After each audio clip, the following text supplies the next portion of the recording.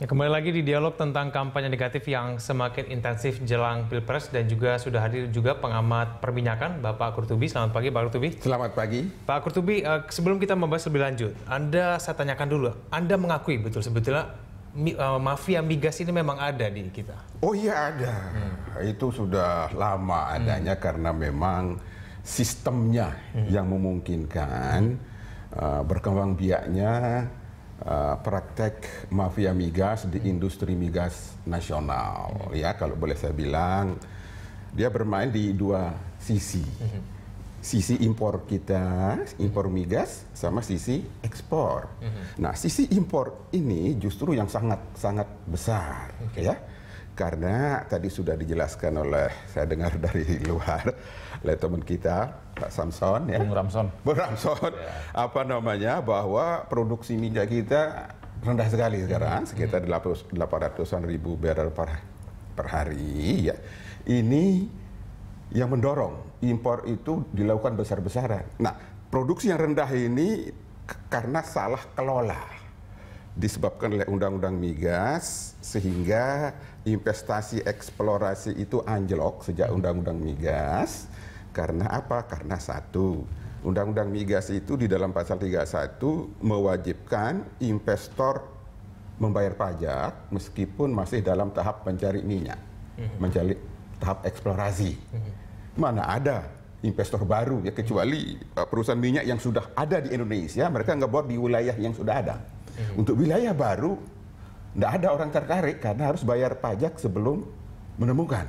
Satu. Kedua, pengelola kekayaan migas ini berdasarkan undang-undang migas ini adalah lembaga pemerintah, BP Migas.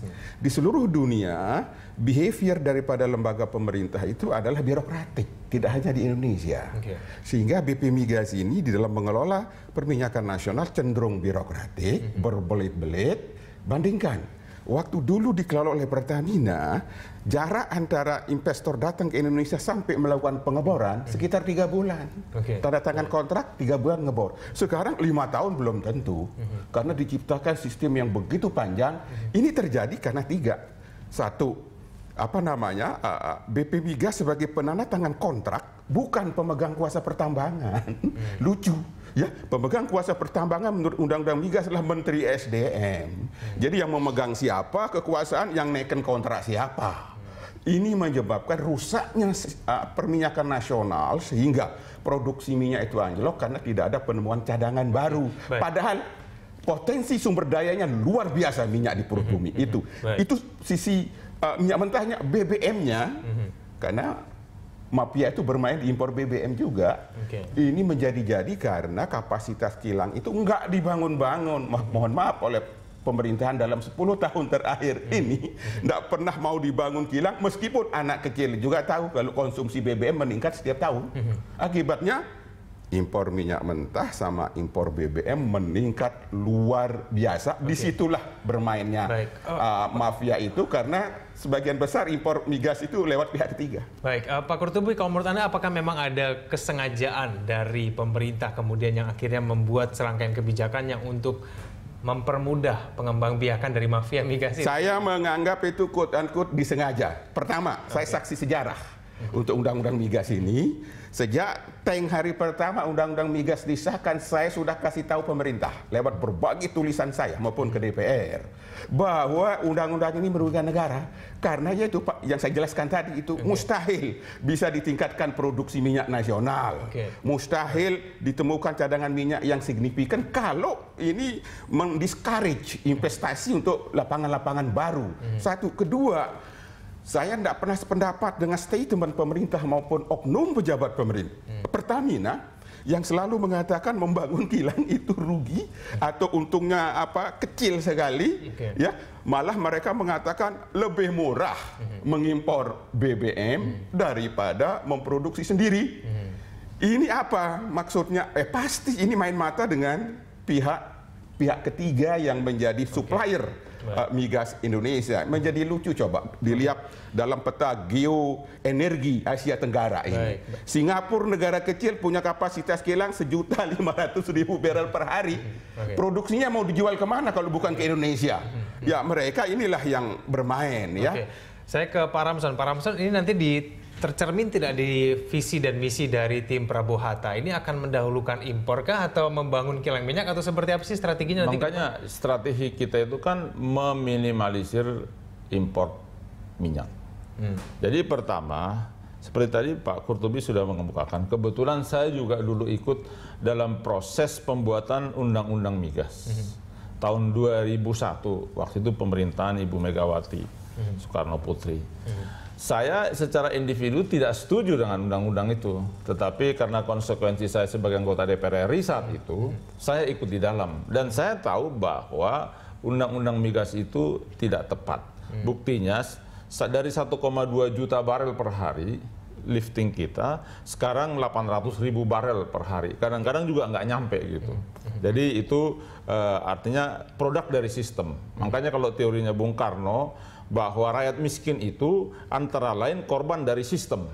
Nah, sistem ini yang mau diperbaiki oleh pemerintahan Prabowo Subianto dan Hatta Rajasa. Apalagi Bapak Prabowo Subianto sejak 3 tahun yang lalu sudah punya visi dan misi mengenai itu, yaitu dengan meningkatkan produksi minyak, memperbaiki sistem sehingga meminimalisir selisih antara konsumsi BBM bersubsidi dengan lifting minyak, apalagi dengan bagian pemerintah. Terus yang kedua, mengupayakan memperbesar konversi BBM ke gas, sehingga mengurangi konsumsi BBM bersubsidi. Baik. Ketiga, untuk meningkatkan produksi energi alternatif itu yang mau membangun 2 juta hektar lahan pertanian yang hasilnya untuk energi alternatif, biofuel. Jadi itulah bentuk-bentuk strategi yang mau dilakukan oleh Capres nomor 1.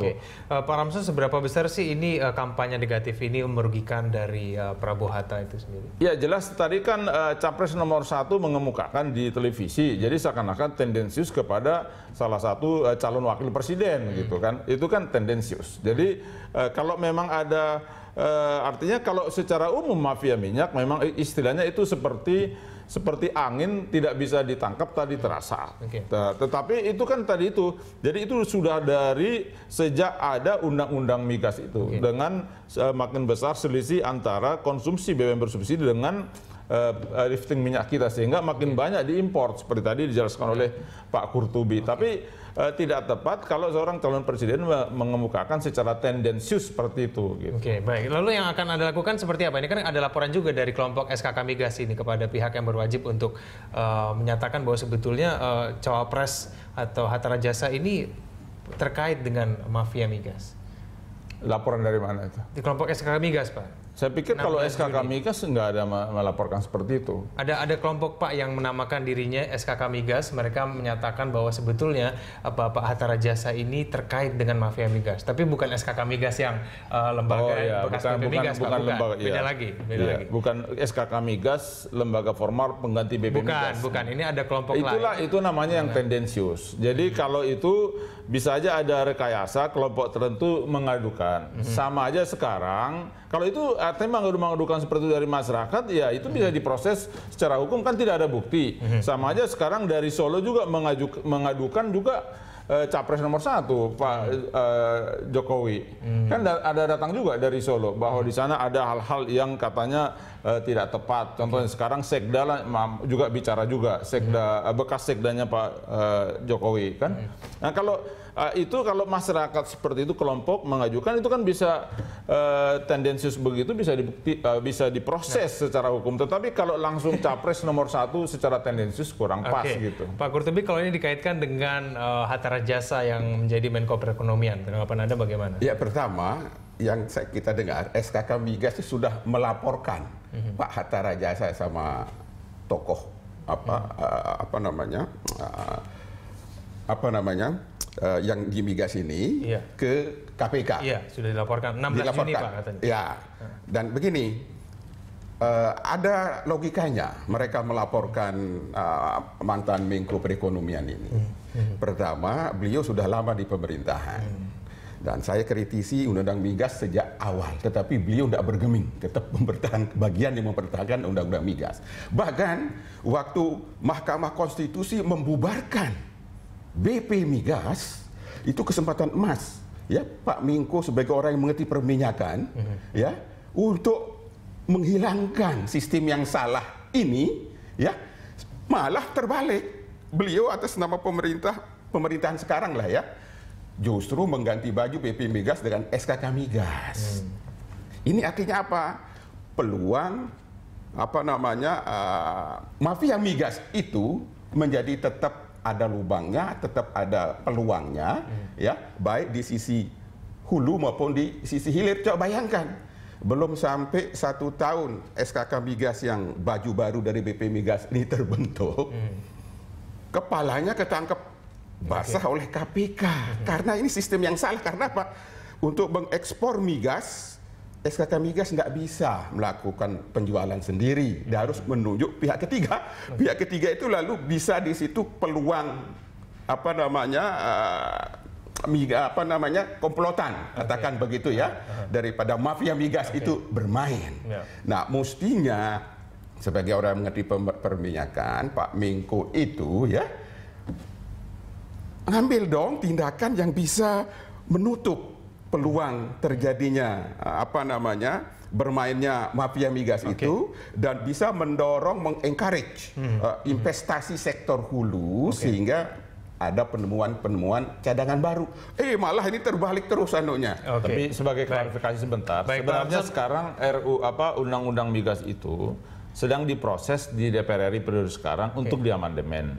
Tetapi belum berjalan dengan lancar. Mungkin nanti periode saya dengan Pak Kurtubi, karena beliau juga anggota DPR RI terpilih untuk periode 2014-19, nanti akan kita sama-sama perbaiki. Iya dong. Karena memang dalam banyak hal kita sepakat sama kita harus menunda dulu perbincangan kita di segmen berikutnya. Pemirsa Jurnal Pagi akan segera kembali.